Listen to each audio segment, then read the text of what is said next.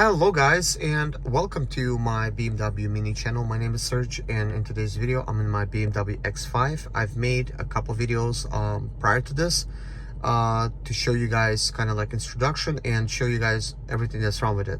So previously I had 70 codes with this car. Right now there's only 10 codes present, and I've basically showed you guys what to do to clear those codes, and basically in about 15 minutes or so those codes was gone because I cleared them. But we're doing a process of elimination, and basically I'm going to be sharing with you guys everything that is wrong with this car. That way you can actually service your car. So for some of the stuff I'll be using like a regular cheapo type of computer, and I do have a better one because and sometimes we're not going to use a computer at all, and we're going to try to clear some codes without using it, and to see if it's going to work, because not everybody can afford like a $1,500 computer. So I'll be using like sometimes like $150 computer, or like nothing at all. But anyways, I'm doing a little update, and I'm going to get back to you guys once the updates has finished, and we're going to perform some service functions and see if we could clear some more of those codes through the service function, because they did not clear regularly. So anyways, here's my diagnostic scan tool, and we have left off in the last vehicle. Excuse me, wait a minute, looks like I backed out too far. So we have left off where I was basically clearing some codes, and I counted all the codes that it had 70 codes. It was quite crazy, and all that stuff was recorded.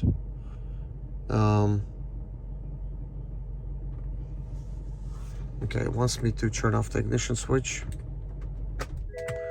See, 1 2 3 4 5 6 7 8 9 10.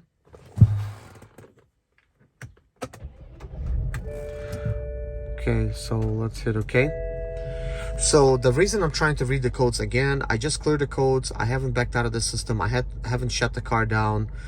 Only 6 codes have came back out of the 70 once I cleared them, which helps a lot, because it helps me sort of like do the process of elimination. I don't have to look into every single code. Now, everything that it's wrong with this car and all the services that it needs, I will be sharing with you guys each video what I end up doing. So right now it's more like introduction. I'm showing you guys some stuff, and in a later video I will show you the 70 codes, which was technically going to be the first video, but I think I needed to kind of explain to you guys a little bit about this car and like what's going on. So let's just do a health report just like we did last time. And hopefully only 6 codes came back. I haven't drove this car yet after deleting codes, because I think once I drive it, more codes could come back potentially. This is why you sort of have to like drive them. But apparently a lot more codes has came back instead of 6. So let's see, we got 1 2 3 4 5 6 7 8 9 10 11 12 16 17. So we got 17 codes that came back. So previously you've seen me mess with well, you will see me mess with the code and try to delete it. Comes back this one right here, the car access system. Now, engine control module, K-line fault. I think I did have that. This is a ECM. So let's see what this is about.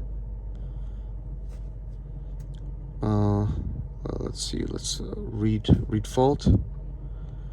Tank vent involved actuation. Okay, so that looks like a new code. I haven't really looked into it yet. Let's just clear it. I just like to clear codes and see if anything comes back. So apparently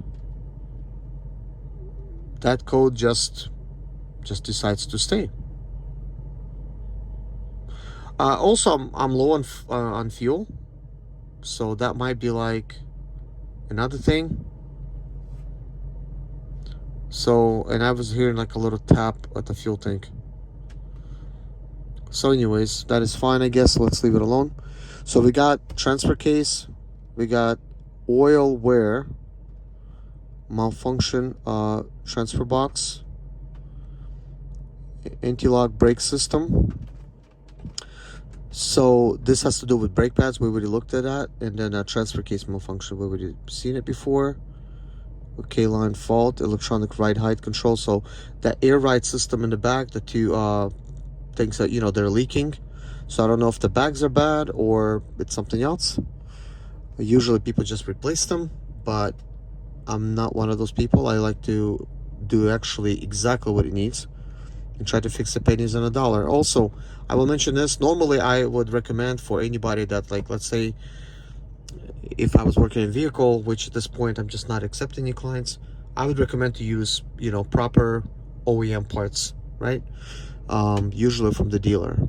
But when making these videos and helping you guys fix this thing pennies on the dollar, I know you're gonna attempt to try to use eBay parts. So I'm gonna be using eBay parts to fix this. And since I own the vehicle, I don't have to really worry about a customer coming back because the part has failed, because I'll have to fix it basically. It means double work for me, but I would not necessarily want to do double work just to save somebody money on parts.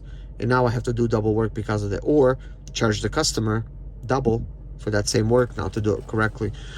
But some of these parts will work well and some of them will not, obviously, because they're Chinese manufactured parts, and some of them they're just not quality. But I'm not going to be worried about that because it's my own vehicle. So let's see, safety and gateway module, control display, things like that, park distance control, low wire fault,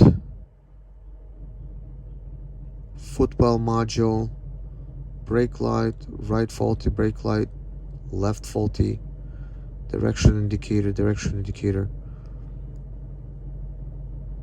So what I'm going to try to do is I'm just going to clear all of these and let's see what comes back, because in the next video I'm going to basically go through some of the service functions with this computer, and let's see if we could perform some of the services and clear them. Obviously we cannot do the brake service, but this is a brand new battery, so I'm going to try to do that. So just clear them. And let's see how many came back. So we have 6, 7, 8, 9, 10 that came back. And let's see, I'll just take a snapshot of the stuff that came back. So, and now I guess I'm going to go ahead and return to this other screen. I'm going to show you.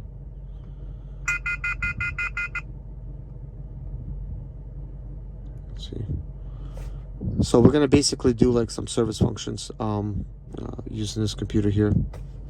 So guys, thank you so much for watching this video. Basically subscribe to see the next video. Well, you don't have to subscribe, but it would be better if you subscribe, because you'll know exactly when I upload it, and it's going to be performing some service functions for this vehicle.